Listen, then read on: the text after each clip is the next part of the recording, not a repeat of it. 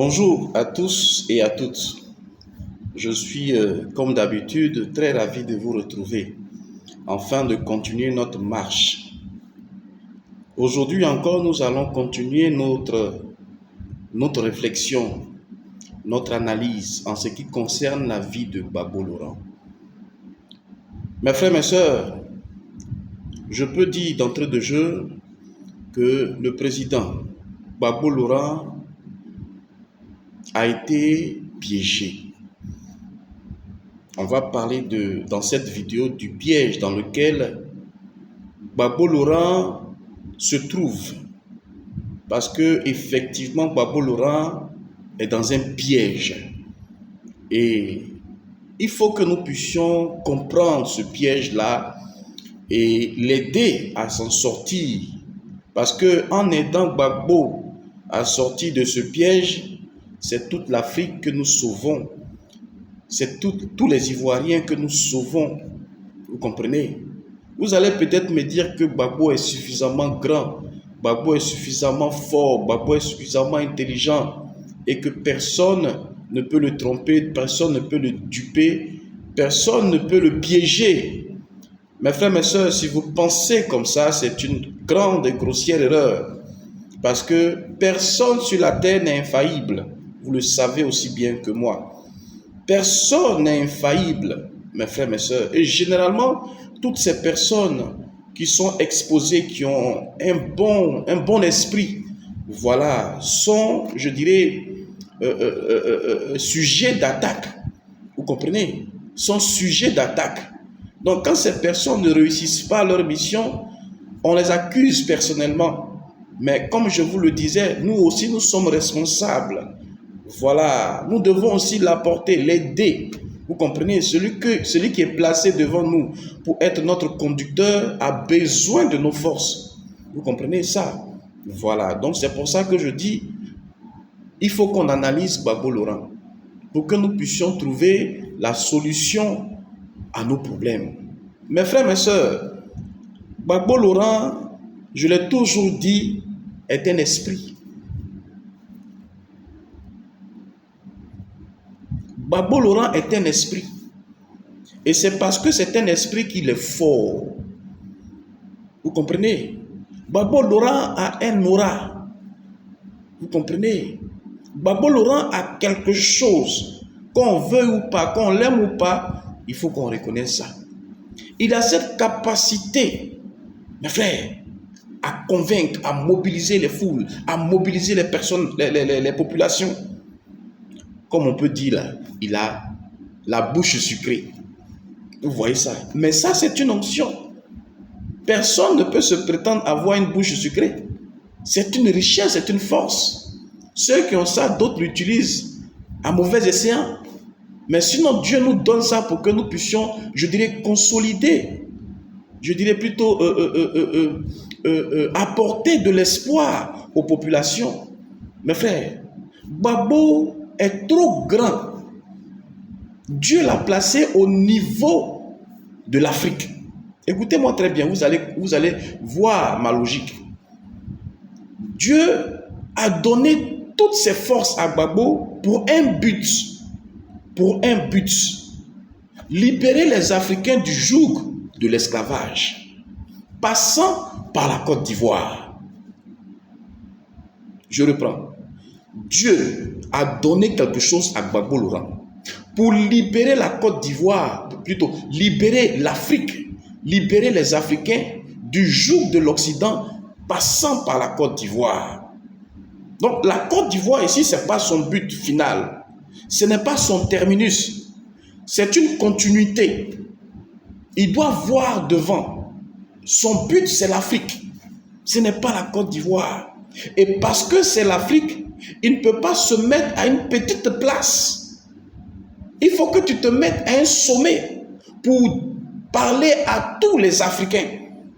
Tu ne peux pas te mettre à cette petite place-là. Vous comprenez? Ce n'est pas logique.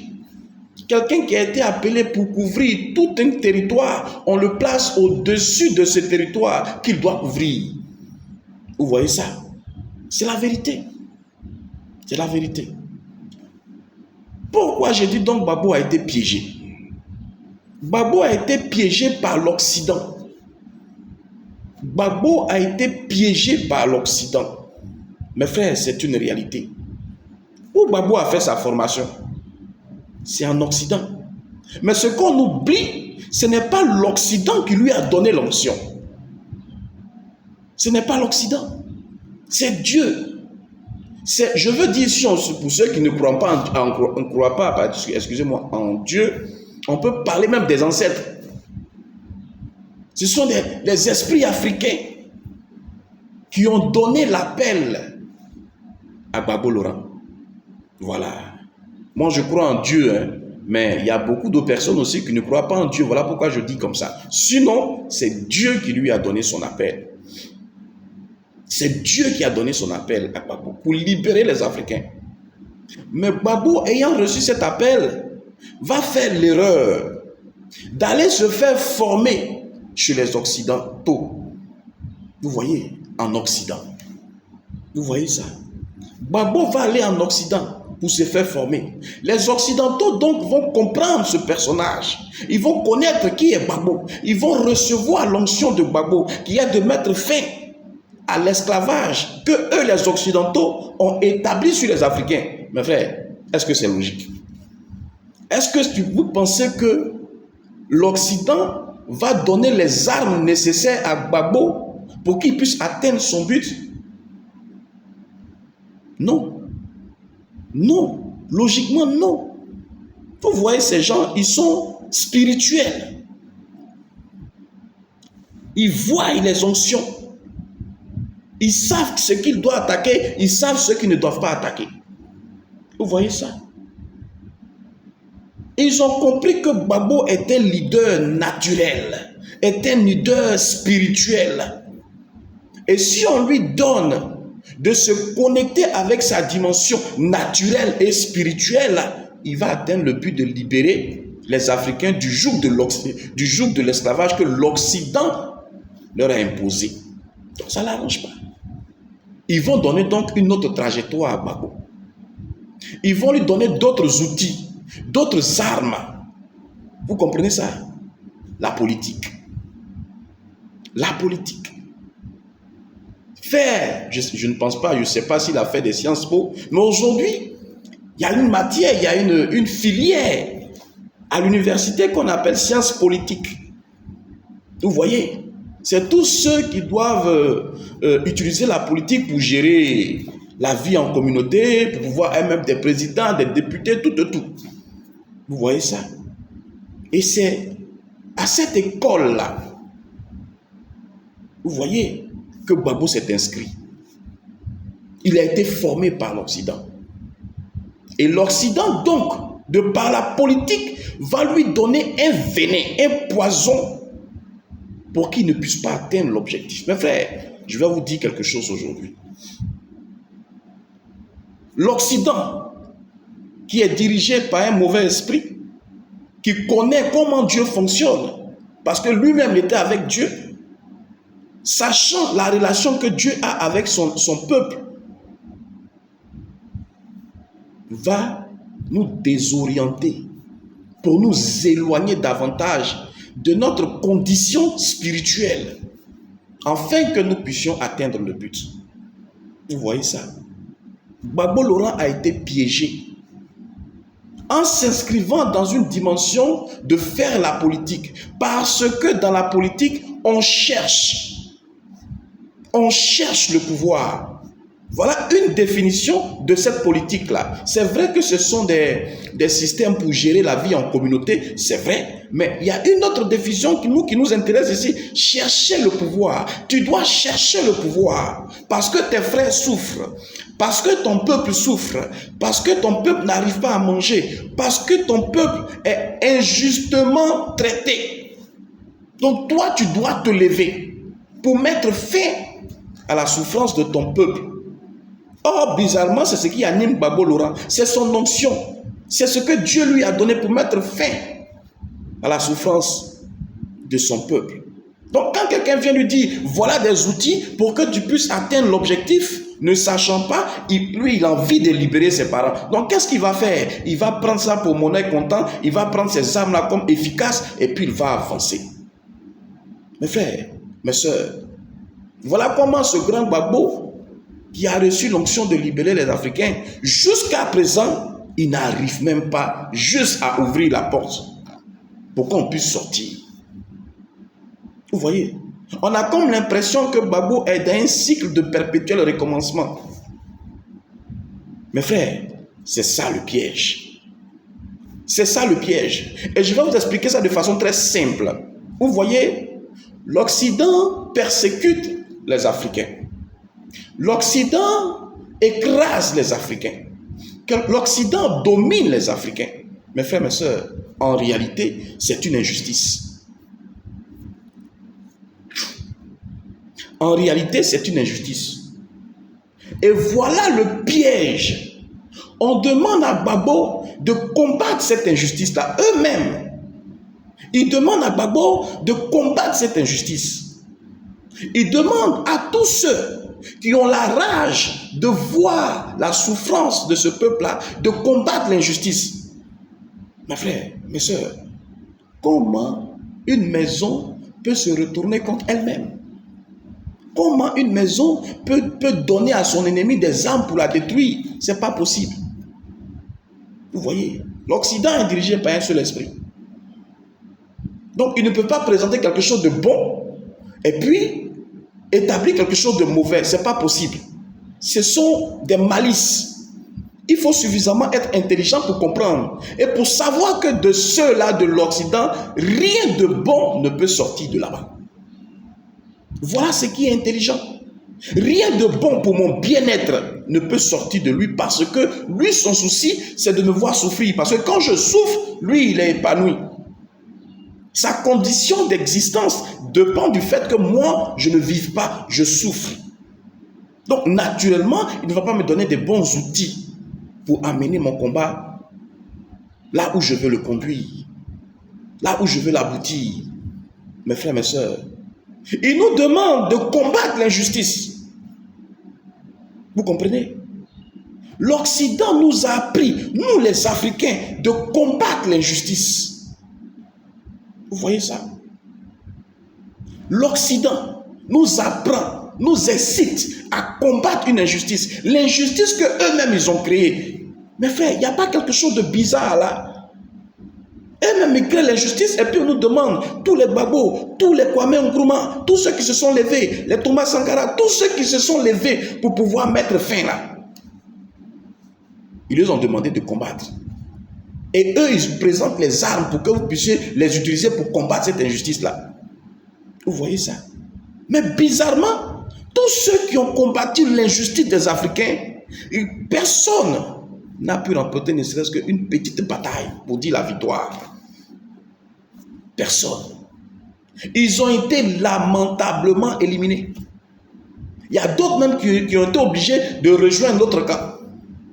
Mais pourquoi? Nous devons analyser pour comprendre. Il ne s'agit pas de foncer tête baissée. Asseyons-nous et puis réfléchissons. Il y a forcément une explication. Vous comprenez? Ce n'est pas simple. Vous voyez ça? Si on comprend que de eux, rien ne peut venir de bon, on doit comprendre que ce qu'eux, ils pensent que ce qu'ils nous donnent et puis ils nous font croire que c'est bien pour nous là, c'est aussi le plus grand poison. Et le plus grand poison qu'ils nous donnent ici, c'est de lutter contre une injustice. Mais frère, en réalité, une injustice là, on ne la combat pas. On ne la combat pas. C'est une vérité absolue, c'est comme établi comme une science. On ne combat pas une injustice.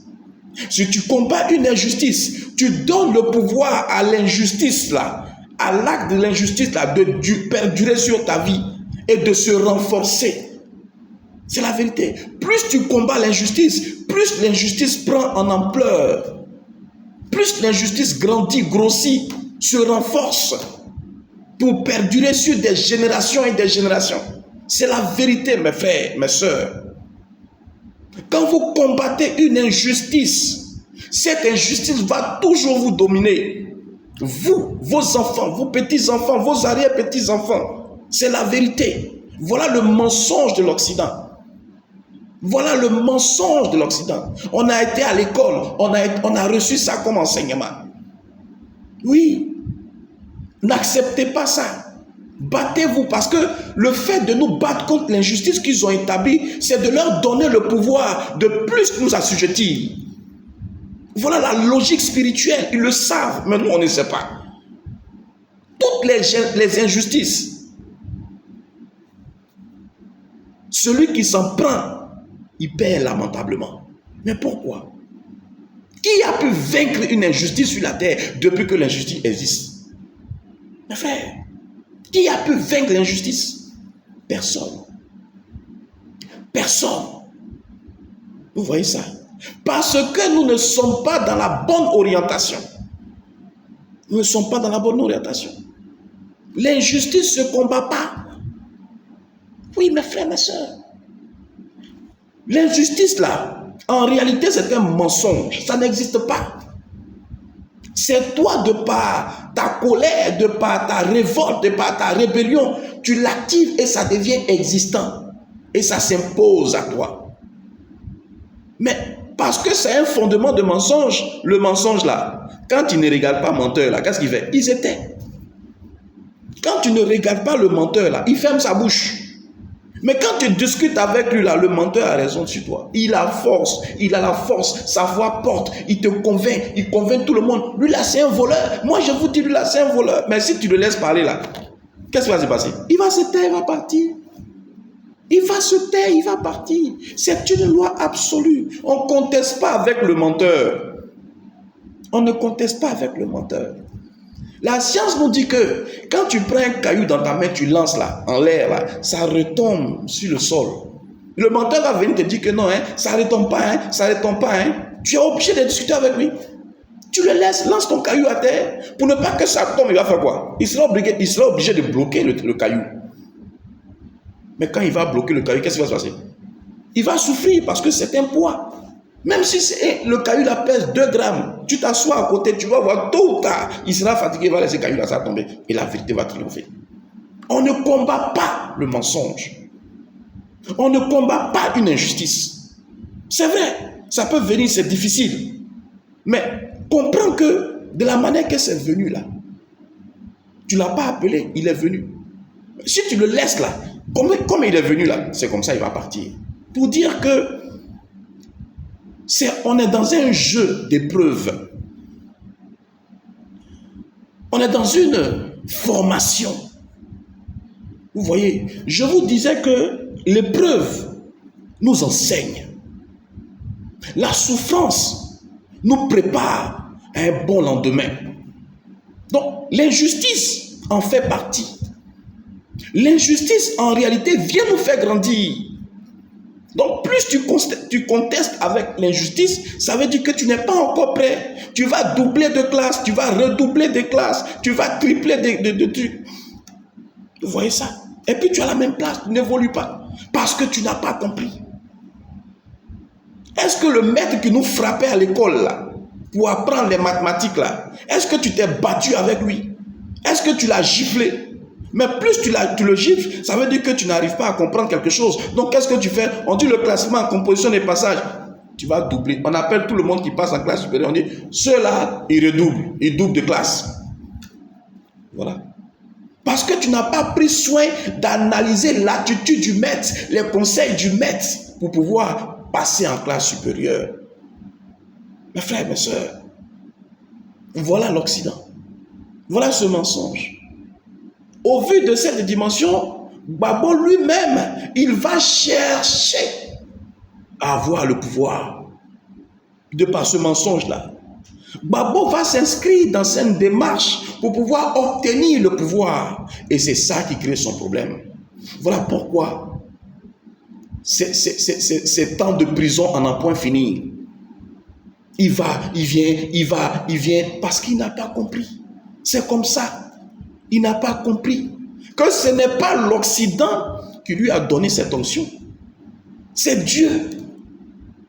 Et si vraiment ça vient de Dieu, Dieu dit, comme il a fait pour David là, tu es en train de travailler au champ et puis par concours de circonstances, il t'enlève au champ là, et puis il te place à une position. Ce n'est même pas forcément être président. Il te place à une position où tout le monde qui veut que tu enseignes là, ils vont t'écouter. Vous voyez, aujourd'hui, Gbagbo s'entête à faire la politique. Mais plus il s'en va dedans, vous ne voyez pas ce qui se passe autour de lui. Pour ceux qui me suivent, je répète, ce n'est pas ce qu'il a dit quand il était encore à La Haye. Quand même le petit Johnny Pacheco, bon, je dis petit parce que bon, par rapport à Gbagbo Laurent, hein, l'encensait, je le disais. Vous allez voir que Johnny Pacheco va se retourner contre lui si Gbagbo veut faire la politique. Vous allez voir que Afi N'Guessan va se retourner contre lui s'il veut rentrer dans la politique, s'il veut continuer dans la politique. Je vous ai toujours dit ça, je vous ai dit ça, les vidéos sont là. Je vous ai dit qu'il va avoir sa maison qu'il a fait là, ça va se diviser. Mais tout ce que j'ai dit, c'est réalisé, c'est produit. Jusqu'à aujourd'hui, il y a des gens qui sont en prison. Il y a des gens qui sont en prison. C'est vrai, on peut dire qu'ils ont accepté librement de suivre Gbagbo. On peut dire ça. Mais celui qui a accepté de suivre librement Gbagbo là, il a un enfant. Est-ce que son enfant a accepté de suivre librement Gbagbo? Celui qui est en prison actuellement là, il a une femme. Est-ce que cette femme-là a accepté de suivre librement Gbagbo? Celui qui est en prison là, il a un papa. Est-ce que le papa là a accepté? C'est lui seul qui a accepté. Et parce que lui seul a accepté, voilà comment il fait du mal à toute une communauté. Les gens souffrent. Les gens souffrent. Même les gens quand même qui sont de l'autre bord souffrent aussi. Parce que vous allez voir qu'il y a un enfant qui est dedans, qui a ses parents par ricochet qui sont de l'autre bord. Et parce qu'ils voient leurs frères souffrir de ce que leur enfant en prison, eux aussi souffrent. Vous voyez ça? Vous voyez? Aujourd'hui, ils sont emprisonnés. Ils sont dedans. Et Gbagbo veut toujours continuer à faire la politique. Je dis, c'est pour ça que j'ai dans ma vidéo précédente que s'il s'entête à continuer sur cette voie-là, ce ne sera pas bon. Ce ne sera pas bon. Mais ce qui se passe, c'est que tous ceux qui sont autour de lui ne lui donnent pas de bons conseils. Tous ceux qui sont autour de lui l'encouragent parce que ce sont des personnes qui veulent l'intérêt, qui veulent leur intérêt. Ils ne veulent pas l'intérêt de Gbagbo Laurent. C'est la vérité. Regardez aux dernières élections. Gbagbo dit ne partez pas. Mais ceux qui étaient autour de lui, qui bavardaient là, ils sont partis. C'est leur intérêt. Vous voyez ça? Gbagbo est vraiment piégé. Gbagbo est vraiment piégé. Mes frères, mes sœurs, voilà le message que je voulais partager avec vous. Pour que Dieu aidant, les choses puissent se normaliser. Pour qu'on puisse avancer. Comme je vous le dis, la situation de Gbagbo là, c'est la situation de nous tous. Mes frères, je vous le dis, en réalité, on ne doit pas combattre une injustice. Analysez, réfléchissez, sondez, vous allez voir que c'est une science exacte. On prend un exemple pour terminer, un petit exemple. Didier Drogba. Didier Drogba, vous connaissez son histoire. Il voulait être président de la FIFA. Mais on a vu ce qui s'est passé. On a vu ce qui s'est passé. Vous comprenez?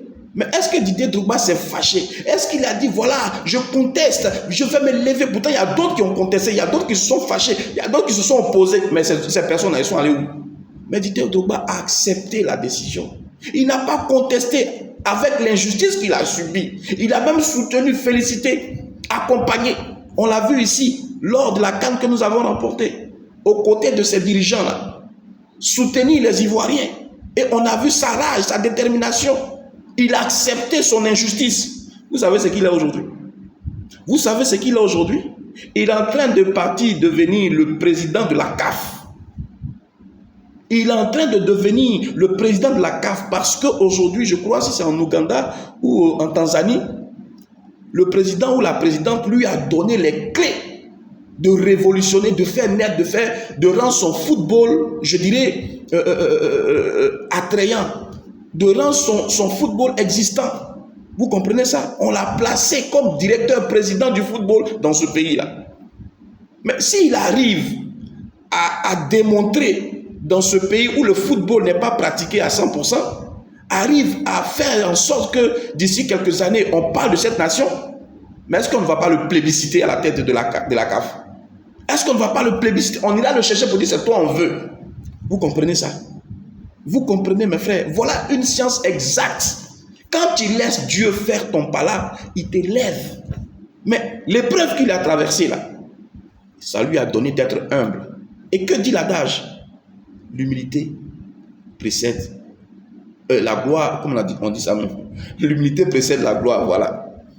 C'est une science absolue, mes frères. Dans la vie de tout un chacun de nous, ne combattons pas l'injustice. Ne combattons pas l'injustice. Vous allez voir comment vous-même vous allez avoir des témoignages puissants. On ne veut pas laisser Dieu travailler.